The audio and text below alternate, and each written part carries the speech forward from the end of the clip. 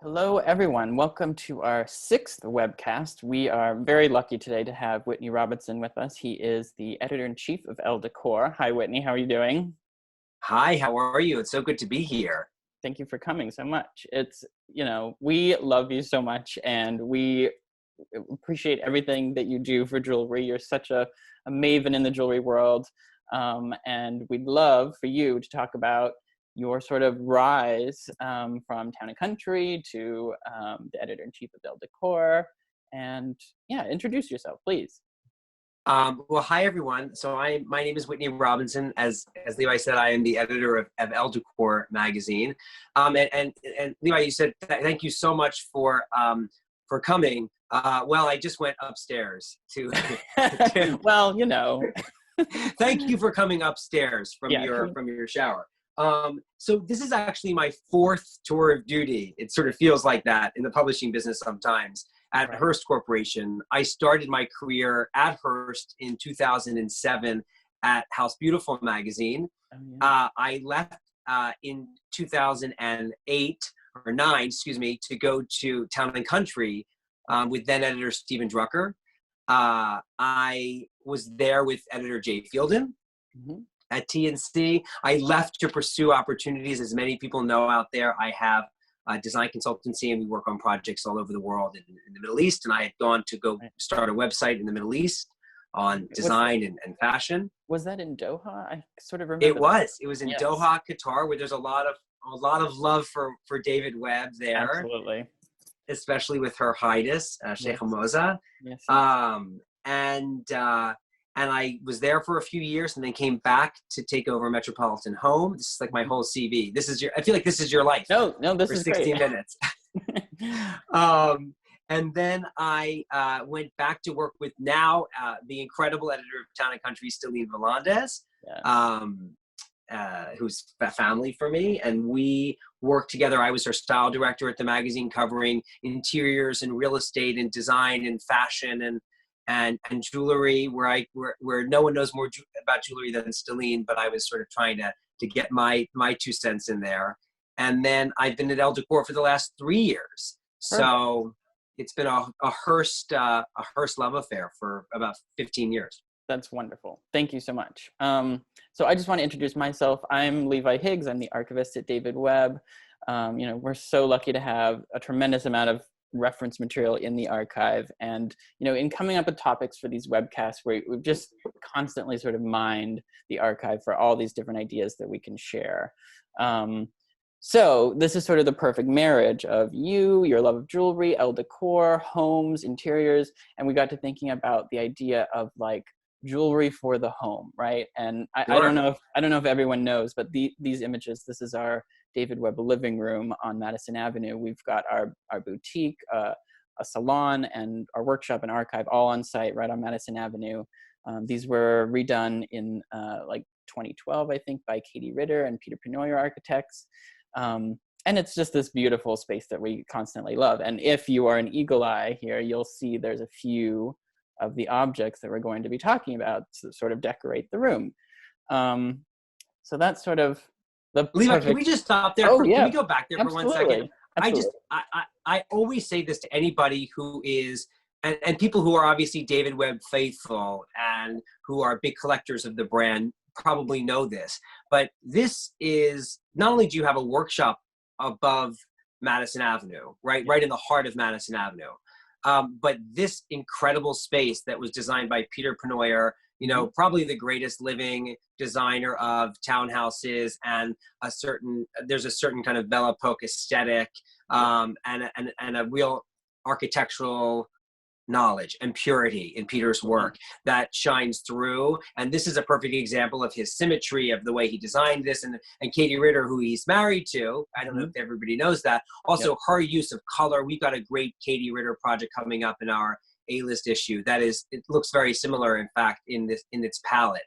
But this is just such an incredible space, and it's like it's like icing when you get up to looking at all these beautiful jewelry pieces, taking a look through the workshop, and then you get to this living room space, and it's truly designed like an apartment, like someone's apartment would live there. That's why we call it the living room. I mean, we have a Yeah. lot of like internal meetings here just because it's a space that we often use ourselves. But, you know, when we have guests, it's a very welcoming, beautiful space. And not only are there chandeliers in this room, but in the workshop as well, which always surprises people. Crystal chandeliers in the workshop, but they're there. Chic. We love a Very crystal chic. We love a crystal chandelier in a workshop. Yes. One note before we really dive deep, I just want everyone who's watching to know that there is a chat box at the bottom if you want to interact with other people who are listening in. And there's also a Q&A feature so that as Whitney and I chat, you can submit questions. And at the end of the talk, we'll get around to those. Great. Okay, diving straight in. I mean, I think sort of all roads lead to Jackie Kennedy, at least to David Webb, they sort of do. You know, she was a tremendous arbiter of like American taste and style, whether it's fashion or interiors. I don't even exactly know when this photo is from, but I'm assuming it's her in the White House, just sort of rearranging things, figuring out exactly how everything's going to look. I feel like she was the first lady to take everyone via television into the White House. She was. Do that great series. Do you know any more about that series, or was it just? Yeah, I mean, you know, it's funny. It's available. You can watch it on YouTube. And I think what's incredible about it is, you know, she's the original democratizer of taste that way, or of the white, and sort of the, we call these people in our industry the cerulean blues, right? Yes. Oblique reference to the Devil Wears Prada. the people, the designers, the jewelry designers whose work sets the tone for entire industries. And, Absolutely. you know, obviously, you know, Jackie set the tone for America, right, at that time, and let everybody in a way that we probably wouldn't see later until the Obamas. Perfect. We'll get back to that later. Hold on to that point. So, you know, a lot of people probably know that Jackie Kennedy was a big David Webb client. Here she is at the Metropolitan Opera. I think she's wearing like a Valentino dress and a beautiful jeweled belt from Morocco. And she's also wearing these earrings. There they are on the cover of her Sotheby's auction after she had passed away in the 90s. But we call these the Athena earrings, and they're, you know, fluted emeralds, cabochon rubies, pearls. They're just gorgeous. But, you know, here she is wearing them in Seville, Spain in 1966. And here's a close-up and the original rendering from the archives. So, you know, she was a personal client. She loved David Webb. I think they had a close personal relationship. I would love to be able to go to the Kennedy Library and look through some correspondence letters. I haven't had a chance to do that yet. But not only was she a personal client, but sort of the whole nexus of this conversation is that she was inspired by going to the Smithsonian and seeing all the gems and minerals there on display. And she had this idea to work with an American jeweler who she knew and had a close relationship with to make objects as gifts of state that would be given to visiting dignitaries. So this is sort of where we start. This is an object that I think it's azurite from Arizona. It's been studded with turquoise and gold and sort of turned into this fabulous desk object. It's about this big. This is our drawing from the archive that has a great coffee stain and says Kennedy on it. And then the drawing down here, this is a full color rendering that's been hand painted that's actually in the collection of the JFK Library. I would love to see that one day. You know what's amazing here, Levi, to think, one, that she was sitting down, also to think these were also real times and real people who were commissioning these incredible works of art, right? This isn't something that's sort of, I don't know, was made in the ether, right? So to see the coffee stain, by the way, because I love seeing your archives, and you're so lucky to have such incredibly deep archives like this. You can imagine that they were sitting there drinking their coffee, and that they were being able to dream and imagine this. That to me is such a special thing. But to the object itself, can you imagine what could be better than adorning nature? Like, what is more decadent? What is more fabulous than taking what is already perfect in itself, that incredibly large azurite specimen, and then adorning it with gold, studding it with turquoise? That to me is just sort of the ultimate raison d'etre for these objects. And it sort of turns it into this fantasy specimen. Like, you know, you see the form of the stone itself, but then is it like referencing the sea? Are they supposed to be little corals, or, you know, you've got little barnacles or something? Yeah, it's sort of hard to tell exactly what it is, but it's just a beautiful thing to have on a desk or a shelf, or, you know, in your library, wherever you'd put it. So yes, during the Kennedy administration in the early 60s, there were all these objects commissioned and made.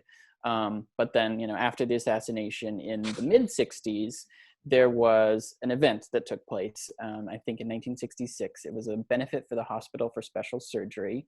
And here's a Ladies' Home Journal article all about it. I don't know if you can see these pictures super clearly, but LHJ, look at those great pictures back then. They were Yeah. covering society parties. Absolutely. Here's Jackie Kennedy. Here's the Duchess of Windsor. We have this great thing in the archive that's like a brochure from the evening that sort of talks about this idea. And it was a benefit for the Hospital for Special Surgery. David Webb was producing objects that had been made as gifts of state. He was like recreating them. And then he had all these other objects. There were clocks, there were bags, there were boxes, all these different sorts of things for people to come and see. And this article talks all about it. But it was the first time that Jackie Kennedy had met the Duke and Duchess of Windsor, and it was a big deal. So we love seeing all these like society highlights and who was there and what they were wearing and all this. Levi, is that citrine? Is that an uncut? What is that stone? Exactly. It's a sort of a shard of citrine with these great gold, this eagle with the wings spread. And then on the bottom is engraved like David Webb 1966 to commemorate the event. Here's the brochure. It says Gifts of State commissioned by President and Mrs. Kennedy, and Precious Objects by David Webb for the Hospital for Special Surgery, and then with the generous patronage of the Duchess of Windsor. This other article is sort of a breakdown of the event, and there's all these great objects that are sort of illustrated. Interestingly, David Webb was not allowed to be photographed because of his insurance policy. Same with Harry Winston. It was like so he wouldn't get kidnapped or mugged on the street. So here's this illustration. Wow, so that's why you had the drawings. Yes, exactly. So, in line with the illustration, there's all these illustrations of a clock, a turtle box, a monkey head box, a leopard rug bag that opened up and was like a purse. Amazing stuff. Here's some more. These are actually some of the objects that we own in our archive, in our museum collection. So like this, it's sort of like a hematite iron ore, and it is so heavy. Every time I pick it up and move it around, it's like, you have to use 2 arms to move it around. And this one was in the shot of the living room when we first started. It was on the table there. I just love seeing the like gold rope sort of encapsulating these specimens. Well, it's also, we talked about this, it's the idea of caging something that cannot be caged, right? Caging the natural, the sort of taming of the natural world, to me, is that yin yang, is that sort of push and pull that makes these objects so desirable. Absolutely. and so interesting. Yes. This goes back to the Kennedys too. This is not an object that was on public view or for sale, but once Jackie passed away, it sort of surfaced. So the 2 elements here, there's this like coral branch here, and then a coral bottom here. And they were coral specimens that were gathered by JFK when he crashed on some island during World War II or something. So like she had them in the family, and she commissioned David Webb to make this object that she specifically wanted to be masculine enough for her son to own one day. So this is sort of what it turned out to look like. It's like this crazy muscle-armed lion-headed mermaid on coral. I mean, that's fantastic. It's sort of crazy, but I love it. And Levi, say what you said again. It was because she wanted it to be man enough. Say that one more time. She specifically asked for it to be like a masculine object. She didn't want it to be sort of too frilly. And as you can see, there's no like diamonds really. It's just all textured gold, a few stones for the eyes, and the coral pieces. That's so funny you said that, because I think a lot of people tend to think that the objects are for like the guys who are shopping, then the jewelry are for the women. I mean, we can go into that a little bit later, right. But it's interesting that there's that she had that masculine, feminine specifically about this. Yeah. And that sort of leads into this other crazy piece that I didn't really quite know how to categorize, but I mean, it's sort of another use of coral. There's the abalone shell. It's this sort of wacky fish object. And this one's pretty big. This one's like this big. Look at that abalone shell. I thought it was a Baroque pearl for a moment. Yeah. That is amazing. It's really fun. Wow.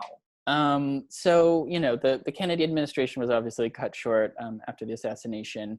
And David Webb's involvement with the Office of Protocol and making objects for gifts of state sort of jumped over the Johnson administration, although Lady Bird Johnson was a personal client. So we do have that notch on our belt.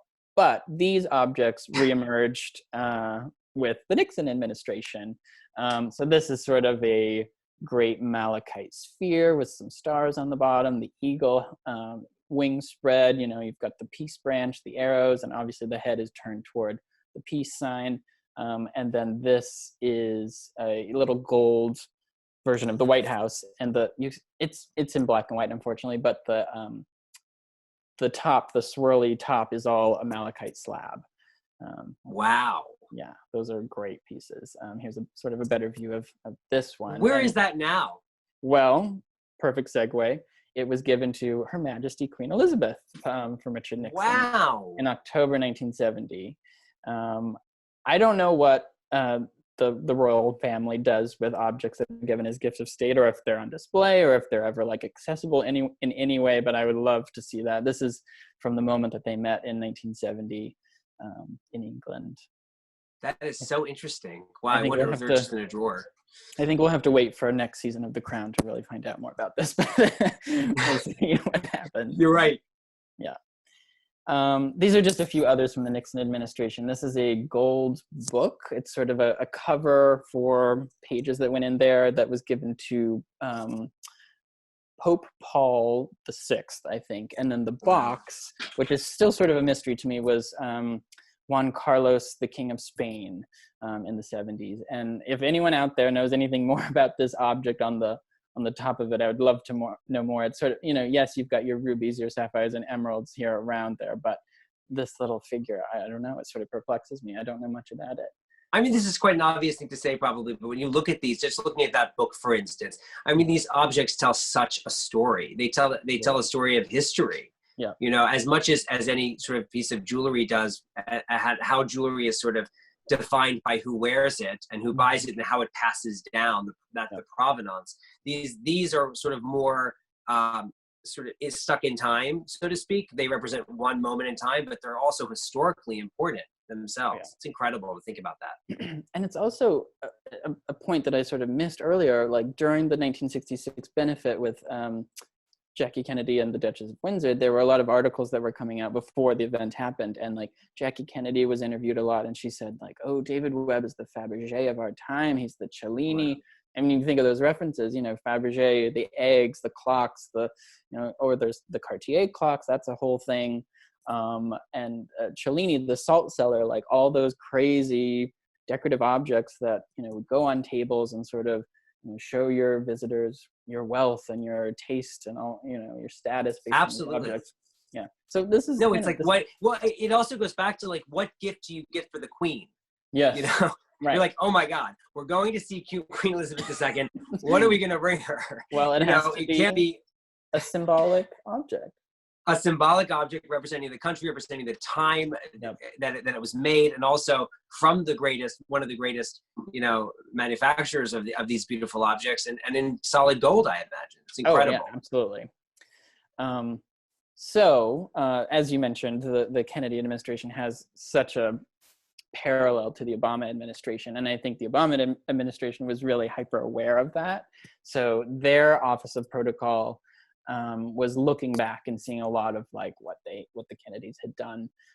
So we were super happy because, after Nixon and David Webb's death in 1975, there wasn't a lot of other things happening with the White House in the 80s and 90s and up until today. But in 2016, we were contacted by the Office of Protocol, and we got to very pleasantly make an object in 2 weeks for the final official state visit during Obama's administration. It was for Matteo Renzi, who was the Prime Minister of Italy, in October of 2016. So we sourced this rock crystal.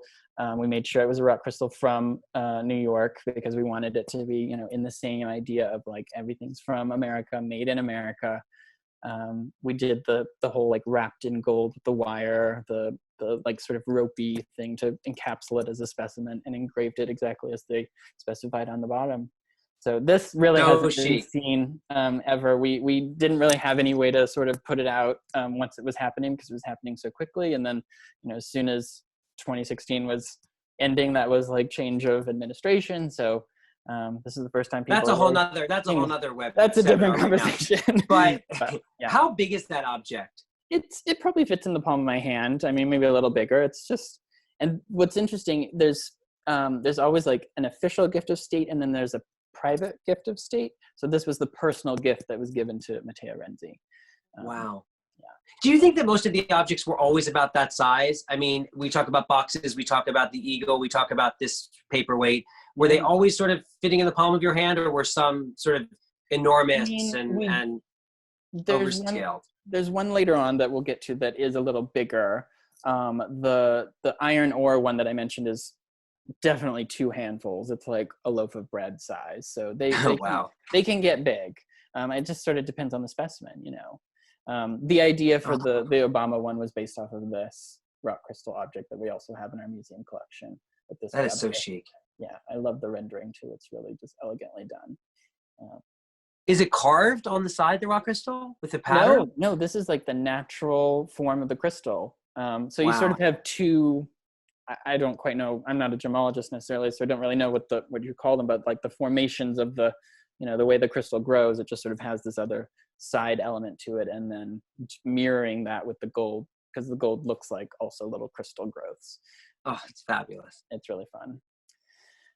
So, you know, as we talked about with Jackie Kennedy being an arbiter of taste, like she was doing all these things for the White House and for official purposes, but, you know, having the 1966 benefit and it's so public and everyone was writing these articles about objects, they started to proliferate to normal people who can afford them. And this is a great spread from Town and Country, I think in 1968 or 69. That's just all about these objects. Here they all are. We have a bunch of these in our personal collection, actually. We have these monkey obelisks. We've got this snake box. Here's this little guy we talked about earlier. This one is super interesting. It's sort of this crazy carved frog with a fin at the back of it, with emeralds all over it. It's truly the animal kingdom. I mean, gosh, what a housewarming gift, by the way. Take note. I mean, we're living in extraordinary times right now, but when knock on wood, things get back to normal, that is how you get entry into my house. Definitely. Please bring a David Webb box like that. Yeah. Oh my, that's amazing. Is that a bar set? These are about this big, and they can be different things, but you press the cabochon stone on the back or the front, and the head pops open. Sometimes they were lighters on the inside, so talk about like masculine objects, right? Sure. Or there could be a clock in there. I've also seen like they're just totally empty, and you can put matches in there or something. Just sort of an interesting. I love the sort of the La Land reference there, because the funny thing about David Webb for me is that his animal kingdom is purely a Webb kingdom. You know when it's a Webb animal. It doesn't look like any other. His leopard, his hippo here, his fish does not look like anybody else's fish. Whether it's as whimsical as some of the ones with the fin on the back, or whether it's more quotidian, it is definitely there. But I like to see when there's a bit of reference sometimes. This reminds me of maybe the way it's cast, of the way a La Land object would be cast. No, you're very right. It's got that vibe for sure. This page is all about clocks, and you know there's obviously a lot of clocks on this page, but let's see, this is the one of those little guys on the previous page with their head flipped open, and you can see the clock on the inside. This one with the shell and sort of all this gold frilliness coming out, that was featured in one of the previous articles as an illustration. This is a sea biscuit, which is sort of this big puffy looking, it's like a puffed up sand dollar sort of with the clock on the bottom. This whole page is Webb? Yeah, there's 4 different Webb clocks here. There, you know, I'm not sure about these other ones, but this and the monkey here is my favorite. It's sort of holding this fig, and the fig is all enameled on the side, and then in the front of the fig is a clock. So, you know, just beautiful. I love it. I would love to find those. There must be out there somewhere. I haven't seen most of those, but so this is an interesting story. This is a house called the Rienzi Museum now. Now it's a museum. It's part of the MFAH in Houston, the Museum of Fine Arts in Houston. It was owned by the Mastersons and designed in the 50s, but it houses all of their really important collection of decorative arts. Have you ever been to this house? I've never been there. I haven't. We know a lot about it, and we've done a lot of work there with the magazine, but I have not visited myself. Yeah. Well, obviously it's sort of this portal to see this one family's collection of decorative arts, but they were also big David Webb clients, of course, in the 50s and 60s and 70s, and they were really into the objects. So if you ever want to look at some crazy David Webb objects, look at the Rienzi House Museum's online collection. I mean, these almost surpass Jackie Kennedy. I mean, in a way, Jackie Kennedy was also having to work within the confines of what a state gift is. So you can imagine, even though she had the most impeccable taste of anyone of that generation, she was having to go through protocol for who the receiver of the gift was, who the what country it was going to, where things were sourced, etc., and obviously representing the United States of America. With these objects, so what's so amazing is these are personal family commissions, so the sky's the limit. They're almost, I mean, the whimsy and the imagination and the pushing the technology of it as well, I think is so, when we were looking at these before, I was so blown away by them. Yeah. So this, there's always some sort of like natural element or like a found object element to the objects I find. So, this is sort of this big crazy clamshell that's obviously been studded with rubies and sapphires on the top and diamonds and the gold interior so that you can use it as a box or a handbag or something. And then this would be like an antique, maybe 19th century rhino that's been carved. And then David Webb has fitted it with all this gold and turquoise and sapphires. And the thing on the bottom, it's similar to that other object when we flip back here. This one, it's got this sort of puffy looking gold base. And at first I thought it was also a natural element, but it's like a gold cast of some sort of coral or like, brain sponge coral or something. It's got all these spiky little bits here. What I love about this too is you don't know where it's from. Like, not necessarily, it's not about the mark of the artisan, whether it's Webb or not. It's even that object could be Anglo-Indian. It could be, from the Viceroy's time. I mean, there's a heraldic sort of, turquoise moment up here that could go on top of an elephant or go on top of a rhino. It could be African. It could be, there's so many different places he's getting inspiration from. Do you know anything about where, like, was this just from the family's sort of imagination, or was he referencing places, or were there any notes on any of that for this family's object? It's such a good question. I wish I knew more of like the conversational story of like how this thing came to be. We have really extensive records of like, the production of it, but we don't have like the impetus of where it came from. I would imagine, there are other pieces that I'm not showing in this presentation that are like broken antique statues, and he would fix them with gold. So sometimes maybe David Webb bought the rhino and then he just turned it into this object. I don't know who sourced the object or the like found element to it, but there is one that's sort of this, it's like from classical antiquity, a torso, head gone, arms gone, it's just the torso. And then David Webb like gave it a base and put a gold lion head and like gold lion arms on it. It's sort of, this weird mishmash of like turning something old into a new jeweled object. So I think a lot of it, not necessarily had a specific point of reference, but I think they were just like fantasy in a way. Totally. No, they're fabulous.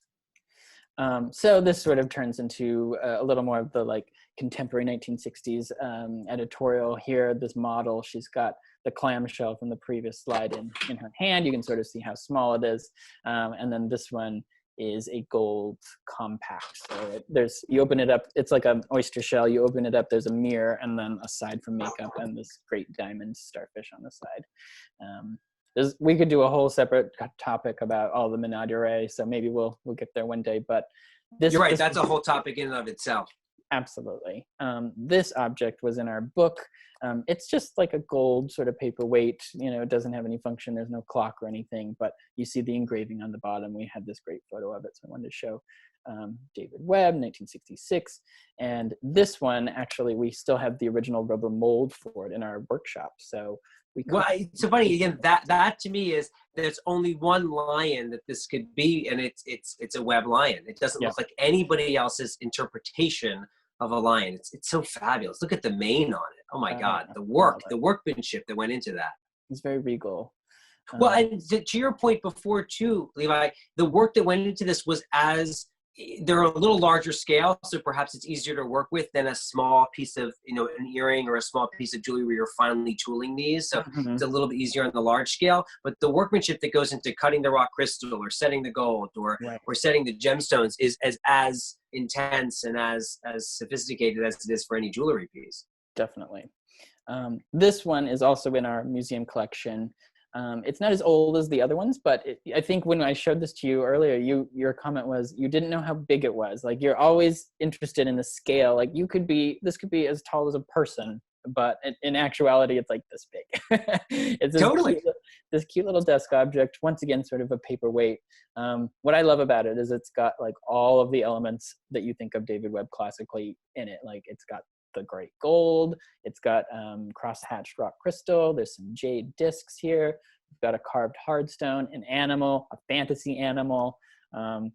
If we're missing one, I don't know what we're missing. It's got enamel work too, so it's all sort of there in this perfect little the thing about the scale of this, and I love this object so much. I mean, it's like Sherazade. It's 1001 Nights. It's incredible fantasy. It's like a genie in a bottle. Yeah. But the funny thing is, you sort of want to rub, you want to touch it. They're super tactile. And that's part of also the incredible amount of different workmanship on them, as you were pointing out, the different techniques being used here. But the thing about scale too, and why you don't know how big it is because there's so much power in these objects. There's power in the stance of them. There's the way that they're laid out, that they could scale up so that they feel, even if they're this big, as you kind of pointed out, they feel like they could be 10 feet tall. Very true. Okay, so this one sort of brings us to the full arc of like, this is what we're doing in a contemporary way with objects. This one was only made in the last 10 years, I think, and we call it Monkey Mountain. And it certainly references the original rock crystal obelisks that had monkeys crawling all over them. But I think this one's usually on display in our Beverly Hills store. You can sort of see how big it is with the being on the workbench there, but it is a heavy object. I mean, that is a huge piece of turquoise, and there has to be like 2 people moving it at any given time. But it's not something that we're producing every day, these objects, but we can produce them a special order. Levi, one thing that comes to mind here is, one, I want to climb Monkey Mountain. I don't know who doesn't out there because it's so fabulous. But 2, when you look at a piece of turquoise like this, and you think, are we going to turn it into earrings? And again, this is a question for Mark and maybe a question for the men in the workshop, the people in the workshop. But when you think, is this going to be an object, or is this going to turn into, because this is obviously a beautiful piece of turquoise. It's not a B specimen particularly, but how does one determine that, whether it's going to go there or whether it's going to be sort of cut down into gems? It's such a good question. Not necessarily one I know the answer to, but I feel like, even at like AMNH, the American Museum of Natural History, like, you go to, or the Tucson Gem Show that happens every February, like, people go there and you see these huge specimens, and you might say, oh yeah, that would make 20 pairs of fabulous earrings. But I think there's this fine line of like, look at how this crystal has grown, look at the natural sort of beauty of what Earth has bequeathed to us, and you kind of have to make a choice of like, how do I want to feature it in its best way, and maybe keeping it as a whole specimen and sort of beautifying it in a little different way than you make something even better. I love that. No, it's an homage to the stone. And I think people, I don't know if they realize that in the home objects. And if you look closely at the sort of stories in ELLE Decor, there are Webb objects and otherwise sort of strewn out. Sometimes we shout them out. Sometimes they're more discreet. But these are objects, again, that have that were treated with the same ethos and intelligence that any of the other jewelry was treated with, which I love from a design and home perspective. Oh yeah, absolutely. And that's sort of the perfect note to end on, honestly, is because, I don't know if anyone saw in their recent April issues of ELLE Decor, but we had the whole spread that we loved all about our upcoming exhibition. Obviously, our exhibition was planned for April. It's been put on hold, but there are going to be objects in the exhibition that people have not seen before. So, we're super excited to put it on. What I love about this piece, it's funny, we were looking at the Town and Country, a place where I've worked a lot, as you guys know, and their headline was The Keys to the Kingdom, I think, and ours was Animal Kingdom, so great minds, 50 years apart. But the first line of this piece that was written by Vanessa Lawrence, our senior editor, was that some jewels require a wearer to lend them vivacity and substance. David Webb's pieces, however, have their own distinct lives. Yeah. And I think that that's something that obviously we're playing on the fact that the animals have lives, and the fact that the jewelry has such an incredible depth and personality to it. Each piece has such an incredible personality to it. But that also, again, extends to these home objects as well, that they have lived these incredible lives. These inanimate objects have, you know, traveled thousands of miles, been held by the most important people in history, and that therefore Webb has also been adjacent to all that history, which is incredible. Absolutely. If anyone wants more information about our exhibition that will happen hopefully later this year, you can go on our website and look at our events page. It should be there. Also, just davidwebb.com/woods. You'll find out all about it. So with that note, that is the end of our prepared slides and images, but I would love to ask you some questions from the audience that we've garnered as we spoke. Is that? I'm all yours. Are you game? Okay, let's see. There's one specifically for you. Whitney, why do you think that objects are considered to be more masculine or vice versa? Do you think that this has more to do with historical eras, men traditionally being more at work than women? I don't know. Like, how do you gender an object? I feel like I'm getting myself into trouble. I don't know the answer. I guess I was positing that question to whoever asked the question back to me. I think that the thing is, when you had mentioned lighters and objects, I guess when we're looking at traditional gender roles in the 60s, you know, and again, just to look back through history, and again, not to anoint it or to say it was okay, but just to look at that historical and social context, as Jackie is sort of the homemaker of the White House, and then giving these objects to heads of state who are, I guess, you know, with the exception later with the Nixon era of Margaret Thatcher, all men. The idea that they were perhaps designed with those people in mind. But it's a really good question, because I actually think from the family that you mentioned in Houston, and for most of the people that I know who've collected objects and who were designing them, it was women. So sure, yeah. And you know, I don't know the answer. No, I think that, like, you know, you think about a Cartier clock or, you know, any of these other sort of desk objects. I don't feel like, at least in my mind, I don't picture a certain person of a gender sitting behind the desk. Like, it can be just one fabulous desk. Anyone can sit there, and, you know, it goes all ways. Well, and you know what, Levi, one thing to add to that is, too, I mean, the history of Webb is also wrapped up in the history of the 1950s, 60s, and 70s in America.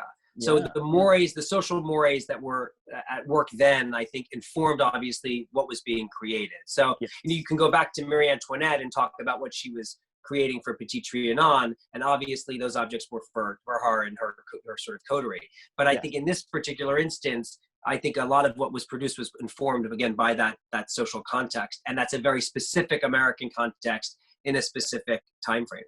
Very much so. Okay, next question. Whitney, most of these objects are heritage and aspirational. What types of objects are you seeing designers incorporate in today's homes? That's such a good question. Yeah. You know, what's funny is you see a lot of these objects come up at auction as well, obviously. And I think, you know, you talk a lot about commissioning and the fact that this is something you can still do today. If you come in and want to create an incredible special object for an anniversary or a birthday or to mark a milestone, you certainly will be able to achieve that in the workshops. We see a lot of these come up at auction and in antiques markets and in brocante markets across the world. So that's certainly a way to, I think, achieve the acquisition of these at perhaps a different cost paradigm per se, you know, a little less expensive probably. But it's a great question. I think that we've seen certain makers definitely inspire. I think of my friend Eduardo Garza. I think of contemporary makers who are definitely inspired by the objects of yore. Rossetti and Gal was like this. We see this in Creel and Gal now. But I don't think that you see that level of work. There's nothing that beats the level of workmanship of the things we're looking at in this slide today. It's a different, it's a more simple execution. There's even a person out there who's doing this incredible parvumpus. I always get the name wrong on Instagram, who's doing incredible marbleized obelisks that are certainly inspired by the objects of yore, but that are at a different price point and accessibility for today's market. I love it. People really like all these classical references still, like an obelisk will never go out of style, right? No, I Yeah. listen, and we talk about the idea of the power of an object. And listen, we've been going through this Marie Kondo phase, and this Mm-hmm. whole situation, which we are obliquely referencing, this sort of the world order we're living in right now, has made the four walls around us and home more important than ever before. And also the idea of stuff, you know, and the difference between stuff that you buy and objects and things that you invest in and hold forever. We're always saying this about design, that's really, you know, what it's about. You want to have something that lasts and that Yes. remains. And I hope that when we go through what we're going through now, that we come out of this and think we need fewer, better things. Oh, I love that. Things that last. So this Things is that last. this is the perfect sort of question to end on too, that dovetails. What type of style do you look for when you're looking to feature new designers in ELLE Decor? I get this question a lot, as you I'm can sure. imagine. I'm sure. I question. love this question too. It's a great one. You know, my tenure at ELLE Decor, I think it's been marked by an eclecticism that maybe didn't exist in the past. And it's due to a lot of different factors. But the fact is, my personal style has very little to do with what we actually put in the magazine. My personal style, I say, is Peter Marino in the morning and Miles Red in the afternoon, both of whom are friends, and Miles and David Kai designed our apartment in the city. I feel like what we're always looking for in the magazine, in a similar way to the objects we've discussed today, is a story. Yeah. Is something that tells a story. It doesn't have to be the biggest or the most expensive, right? These diminutive objects that you've described, the ones that are the tiniest, like that incredible lapis tigerfish or whatever it was, the genie, We don't know hold some of the biggest wallop and punch. And so it doesn't have to be the most expensive. It doesn't have to be, you know, in the right area by the right designer with the right fabrics. What we're looking for in the magazine is to tell the story of home and the story of design at the time we are living in now. So I hope, whether it's the Italy issue that's sort of behind me, or whether it's the A-list issue we're working on now and into the future, that the magazine is a bit of a time capsule itself and reflective of what we're seeing out there in design at that moment. So it's hard to predict, and it's hard to sort of cherry. You know, the benefit of this position is we get to cherry pick the best in the world, and I'm grateful for that. We get too many submissions for what we're able to put in the magazine. As I tell people, you know, at the end of the day, this is a long-winded way of saying this, but on the soapbox, is that we're really in the entertainment business, not the design business. So we're here to entertain you and take you on a journey of design. And there's only about 60 to 70 projects that end up in the print edition of the magazine every year. So, you know, it's hard, and it's about balance, and it's about what feeds off of one another. It's a process. But anyway, I'm happy to take any and all submissions, and everyone knows how to find me. So Perfect. Well, Whitney, thank you so much for joining us. Thank you so much. And coming up the stairs and, you know, being in the room where it happens, talking about objects with us. So I appreciate it. It was a pleasure. Great. Thank you so much for having me. Yeah, of course. Everyone, you can follow Whitney online on Instagram and ELLE Decor, of course. Email me if you have other questions about today's talk. Subscribe to our YouTube channel and see our other webcasts. And thank you so much. Everyone stay safe. Bye-bye.